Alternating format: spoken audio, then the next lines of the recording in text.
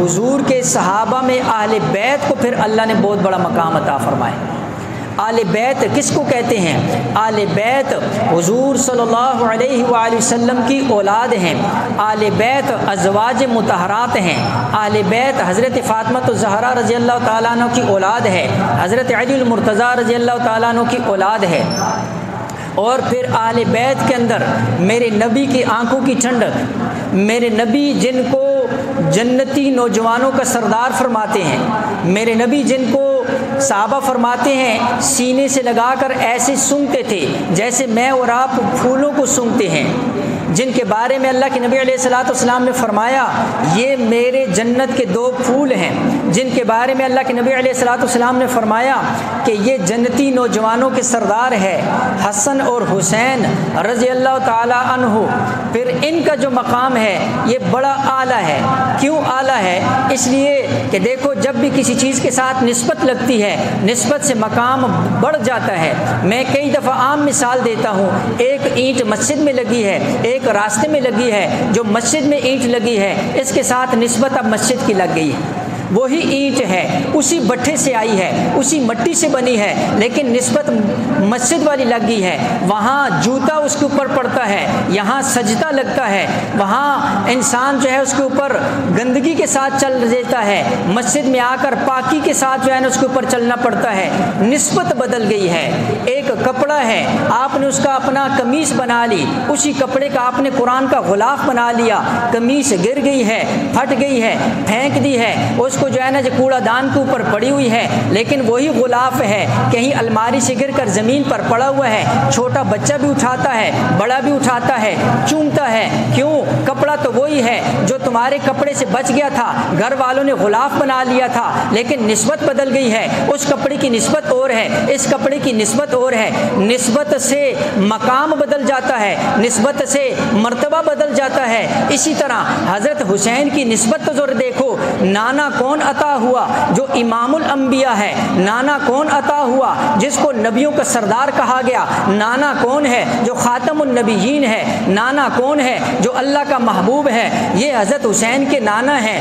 والدہ کون ہے جن کو حضور علیہ السلام فرما رہے ہیں جنتی عورتوں کی سردار ہے، جن کے بارے میں اللہ کے نبی علیہ الصلوۃ والسلام جن کو جگر کا ٹکڑا فرما رہے ہیں، جن کی پریشانی پر حضور پریشان ہو جاتے ہیں، جن کی خوشی پر حضور خوش ہو جاتے ہیں۔ والدہ اللہ نے فاطمہ الزہرا جیسی عطا کی۔ والد کون ہے جو شیر خدا ہے، جو فاتح خیبر ہے، جن کو اللہ کے نبی علیہ السلام علم کا دروازہ کہہ رہے ہیں، جن کو اللہ کے نبی علیہ السلام فضائل دے رہے ہیں، جن کو اللہ کے نبی علیہ السلام جنتی فرما رہے ہیں، جو عشرہ مبشرہ میں سے ہیں، خلفائے راشدین میں سے ہیں۔ لہٰذا بھائی کون دیا ہے؟ حضرت حسن جیسا دیا ہے جس کو فضائل اللہ کے نبی علیہ السلام فرما رہے ہیں۔ نسبتیں ذرا دیکھو، جب ایسی نسبتیں ہیں پھر حسین کا مقام کتنا ہوگا، پھر مقام کیسا نہیں ہوگا۔ اللہ کے نبی علیہ الصلوۃ والسلام دعا فرما رہے ہیں، اللہم انی احبہما فاحبہما واحب من یحبہما۔ صحیح ترمذی کی روایت ہے، اللہ کے نبی علیہ الصلوۃ والسلام فرما رہے ہیں، اے اللہ میں حسن اور حسین سے محبت کرتا ہوں، مولا تو بھی ان دونوں سے محبت فرما۔ اور اس کے بعد فرمایا جو مجھ سے محبت کرتا ہے اس کو بھی چاہیے کہ وہ حسن اور حسین سے محبت فرمائے۔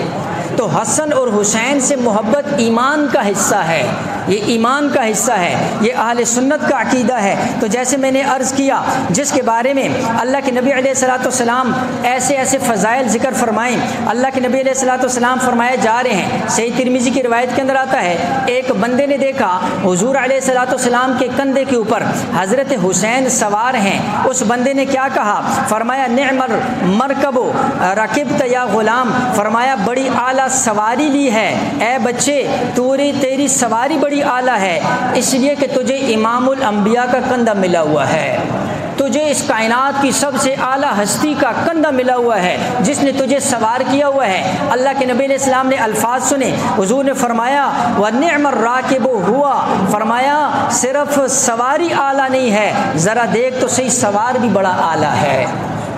یہ وہ حسین ہیں جن کے فضائل اللہ کے نبی علیہ الصلوۃ والسلام ذکر فرما رہے ہیں، جن کے بارے میں اللہ کے نبی علیہ الصلوۃ والسلام نے خود جو ہے فرمایا کہ میرے دنیا کے جو دو پھول ہیں، فرمایا وہ حسن اور حسین ہیں۔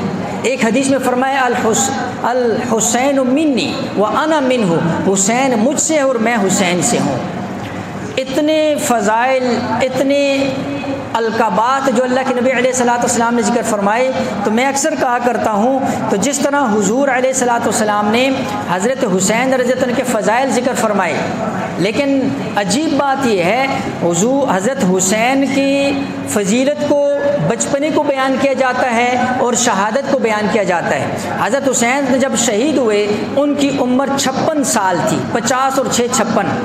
تو حضرت حسین رضی اللہ تعالیٰ عنہ بچپن ذکر ہے، ابتدائی 5 6 7 سال، اور ان کا واقعہ کربلا ہے، درمیان کے کو کوئی ذکر نہیں کرتا ہے۔